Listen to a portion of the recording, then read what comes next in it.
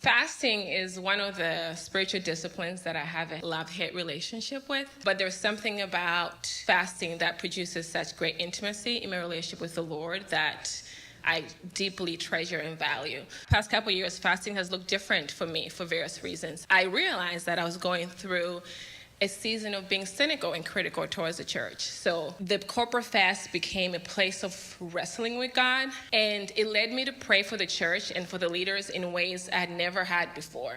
And in another season of fasting, I was going through a hard time in a relationship in my family that was really close. I was sad, I prayed, I reflected what could have been in the relationship, what was. I forgave myself for things that could have done better. Almost like 15 years ago, when I was going through being an immigrant, I went through a season of fasting. And I was so sure the first time I fasted that God was just going to answer that prayer.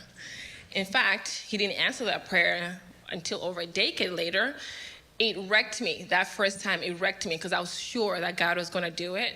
But you know what it did? It taught me that my wants and my desires cannot supersede my want and desire for God. So wherever you are coming into this fast, I hope that you can bring your burdens, bring your desires, bring your wants before God, but that ultimately your desire is Him.